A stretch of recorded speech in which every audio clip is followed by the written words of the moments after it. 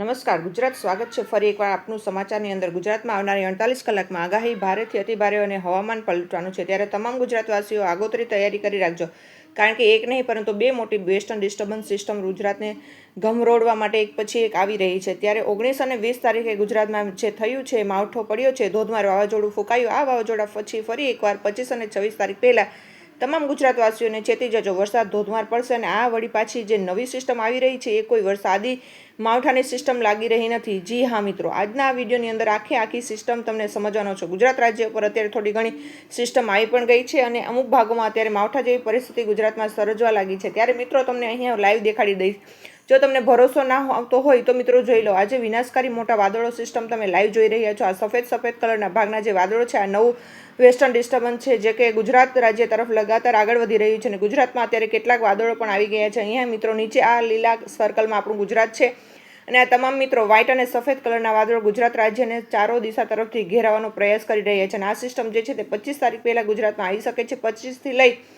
27 તારીખ સુધી આ સિસ્ટમનો ખતરો જોવા મળવાનો છે એવી આગાહી છે। ત્યારે આ સિસ્ટમને કારણે આખા ગુજરાતમાં શું મોટી અસર થવાની અને આવનારા દિવસો ગુજરાત રાજ્ય માટે કેવા છે, કયા દિવસો દરમિયાન ગુજરાતમાં ભારે માવઠા ભૂક્કા બોલાઈ શકે અને 25થી 27 તારીખ દરમિયાન જે ગુજરાતમાં કઈ મોટી નવા જૂની થવાની છે, એનાથી ખેડૂતો તો ખાસ બચવું પડશે। અને આજના વિડીયોની અંદર અમે ખેડૂતોને ખાસ આ વિડીયો જોવા માટે અપીલ કરીએ છીએ। વિડીયો છેલ્લે સુધી જોતા રહેજો, જેથી કરીને આખી સિસ્ટમ તમને સમજાઈ જાય। ગુજરાતમાં 23 તારીખે વહેલી સવારથી લઈ બપોર પછીથી લઈ મોડી રાત સુધી ગુજરાતના હવામાનમાં કંઈક મોટી નવા જૂની થવાના ઈંધાણ છે। ત્યારે મિત્રો રવિવારનો આખો દિવસ એટલે કે 22 તારીખે રવિવાર હતો ગુજરાત રાજ્યની અંદર। ત્યારે 22 તારીખ અને રવિવારના આખા દિવસ દરમિયાન ગુજરાતનું વાતાવરણ એકદમ શાંત જોવા મળ્યું હતું। 22 અને રવિવાર મિત્રો ગુજરાતમાં કોઈ મોટો વરસાદ કે કોઈ માવઠા પડ્યા નથી અને મિત્રો એ પહેલાંની આગાહીની અંદર પણ તમને માહિતી આપી હતી કે 18, 19, 20 તારીખ દરમિયાન ભારે માવઠા વાવાઝોડા સાથે પડશે। ત્યાર પછી 21 અને 22 તારીખે એક શાંત વાતાવરણ જોવા મળશે। ગુજરાતમાં કશું મિત્રો વરસાદની આગાહી નહોતી, પરંતુ આજથી ચેતી જજો ખાસ મિત્રો। હવે 23 તારીખથી વહેલી સવારથી લઈ બપોર પછીથી લઈ મોડી રાત સુધી આજે શું મોટી ઘટના થવાની છે। આવતીકાલે 24 તારીખ છે, 25 તારીખ વાળી સિસ્ટમ આવતીકાલે 24 તારીખે ગુજરાતના એક દરવાજે ઊભી થઈ જશે। ત્યારે આવનારા કલાકો અને આવનારા દિવસો ગુજરાતમાં ખૂબ ભારે છે। 48થી 72 કલાક ગુજરાત રાજ્ય માટે ખૂબ ભારે બની શકે, કારણ કે 18 અને 19 તારીખે જે ભારે માવઠા જોવા મળ્યા ત્યાર પછી દરેક લોકો જે છે તે મિત્રો ફરી ડરી ગયા, કારણ કે વચ્ચે રહેલું છે ગુજરાત રાજ્ય અને ચારો દિશા તરફ મિત્રો જોઈ લ્યો ખતરનાક સિસ્ટમ જેવી બની રહી છે, તે લગાતાર આગળ વધી રહી છે અને દરેક લોકોને મિત્રો પહેલાં એવું હતું કે 19 અને 20 તારીખે જે માવઠા પડી ગયા ત્યાર પછી હવે શું પૂરું થઈ ગયું, હવે કોઈ પણ પ્રકારના વરસાદ કે માવઠા નહીં આવે। પરંતુ મિત્રો અમે એ પહેલાં પણ જણાવ્યું હતું કે અંબાલાલ પટેલ જેવા નિષ્ણાતોએ પણ પહેલેથી આગાહી આપી કે 25-26 તારીખે આવી રહ્યું છે સૌથી મોટું વેસ્ટર્ન ડિસ્ટર્બન્સ।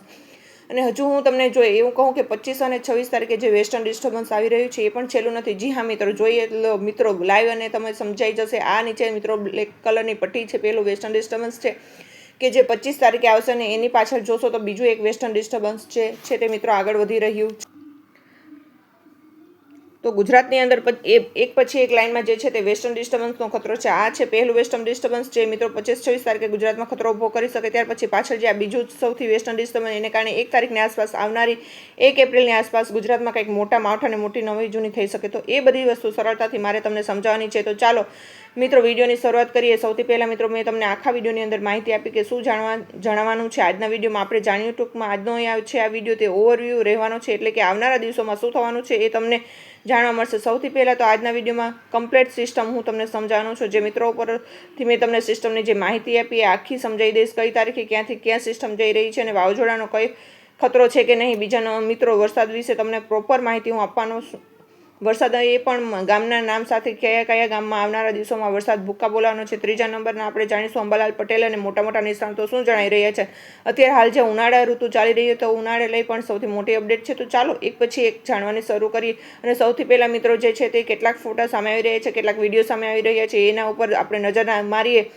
ત્યાર પછી વિડીયોમાં જે છે તે આગળ વધીએ તો જોઈ લો મિત્રો કેટલાક જે ફોટા સામે આવી રહ્યા છે તમારી સ્ક્રીન પર ઉપર અહીં લાઈવ દેખાઈ રહ્યા છે। ગઈકાલે મિત્રો 22 તારીખ હતી અને 22 તારીખના મિત્રો રવિવારના દિવસ હતો।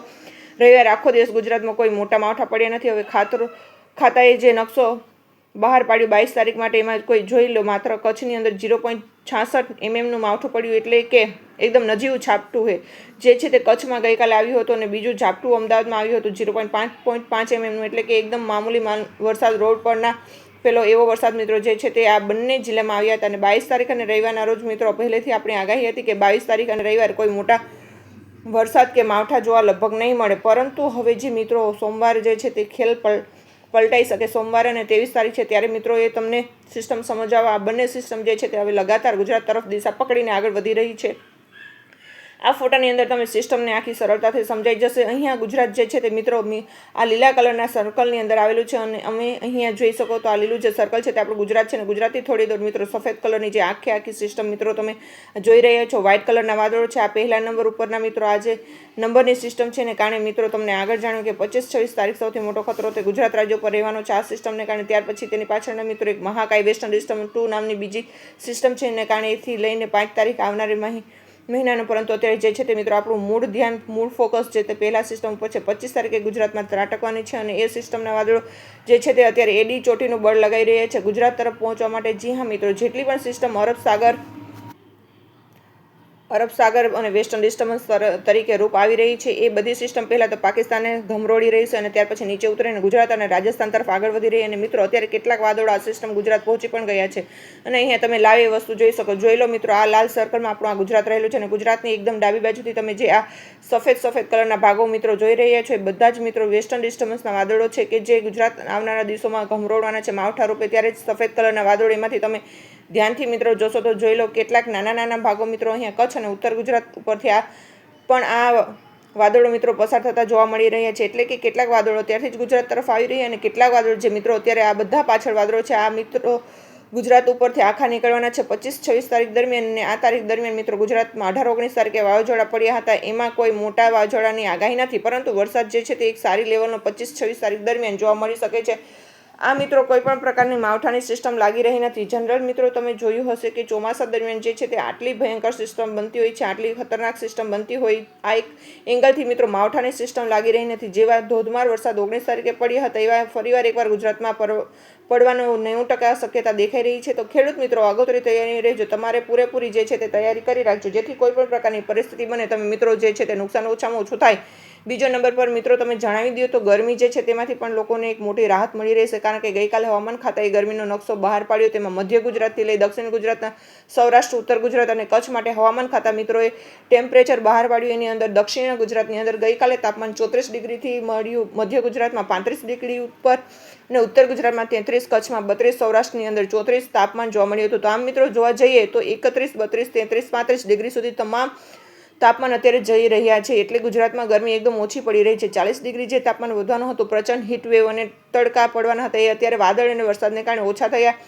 આજનો દિવસ મિત્રો થોડી ઘણી ગરમી પડી શકે, 23-24 તારીખ પડી શકે ગરમી, 25 તારીખથી વળી પાછું મિત્રો ઠંડક જોવા મળશે અને મિત્રો આ બધી જે માવઠાની સિસ્ટમો છે જતી રહે ત્યાર પછી હવે મોટો હીટવેવ રાઉન્ડ આવશે એના વિશે આવનાર વિડીયોમાં વાત કરીશું। પરંતુ મિત્રો આ ગરમી માટે માહિતી અહીંયા પૂર્ણ કરીએ ત્યાર પછી હવે જે તે મિત્રો આપણે એકાએક ગામના નામ સાથે માવઠાની આગાહી જણાવી કે જેનાથી તમને પૂરેપૂરો ખ્યાલ આવી જાય કે કયા ભાગમાં હજી પણ તીવ્ર માવઠાની આગાહી છે।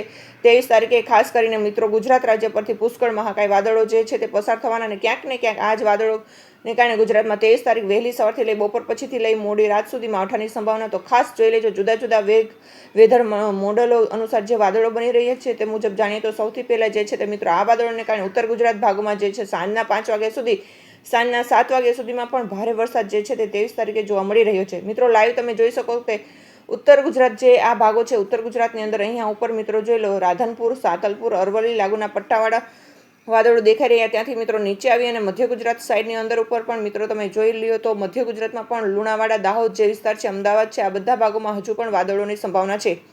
દક્ષિણ ગુજરાતના ભાગમાં અત્યારે હાલ કોઈ પણ મોટા વાદળો દેખાતા નથી પરંતુ છતાં સુરત લાગુના ભાગોમાં 99% રેન્જ વાદળો સાંજના 6 વાગ્યા સુધી જેમાં સુરત, નવસારી, વલસાડ, રાજપીપળા, ડાંગ વિસ્તારોથી લઈ ઉપર મિત્રો જોઈ લો તો જે ભરૂચ વિસ્તાર, અંકલેશ્વર છે આ બધા વિસ્તારોની અંદર વાદળીય એક્ટિવિટીના કારણે છૂટાછવાયા માવઠાની શક્યતા બનશે। સૌરાષ્ટ્રની વાત કરીએ તો સૌરાષ્ટ્રમાં કોઈ મોટા વાદળો નથી, 50%થી લઈને મામૂલી વાદળો દેખાઈ રહ્યા છે જેમાં રાજકોટ, સુરેન્દ્રનગર, અમરેલી, ગીર સોમનાથ જિલ્લા ઉપર અને બોટાદ જિલ્લા ઉપરથી વાદળો પસાર થઈ શકે।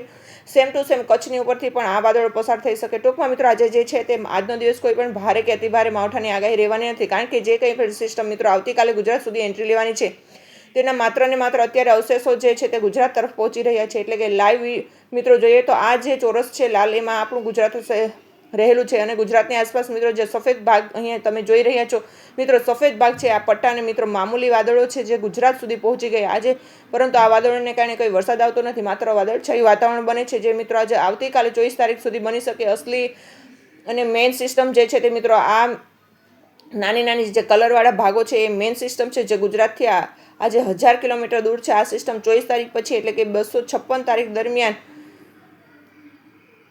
25-26 તારીખ દરમિયાન પ્રોપર ગુજરાત ઉપર આ રીતે મિત્રો જે છે તે પસાર થશે. અહીંયા ફરીથી તમને સમજાવું તો આજનું મિત્રો આપણું ગુજરાત રહેલું છે પાછળ આ રીતે જે આ સિસ્ટમ છે તે અત્યારે ગુજરાતની જે આ સિસ્ટમ દૂર છે એ મિત્રો આવનાર 25-26 તારીખમાં જોઈ લો. આ રીતના જે છે તે ગુજરાત ઉપરથી આખી સિસ્ટમ પસાર થશે, જેથી કરીને ગુજરાતમાં આજે મિત્રો કોઈ વધારે ભારે માવઠાની સંભાવના નથી. જોકે મિત્રો અપવાદ સ્વરૂપે 1-2 ભાગોની અંદર છવાયા ઝાપટા પડી શકે. બાકી આવતીકાલે પણ મિત્રો કોઈ વધારે માવઠાની સંભાવના નથી, પરંતુ 25 તારીખ બાદ જે છે તે પ્રોપર માવઠો જે છે તે શરૂઆત થઈ શકે. ગુજરાત રાજ્યની અંદર તેના માટે તમામ ખેડૂતો તૈયારી રાખવી, આગોતરી તૈયારી રાખવી. આવી જ નવી અપડેટ સાથે ફરીથી મળીશું. ત્યાં સુધી જય હિન્દ, જય ભારત.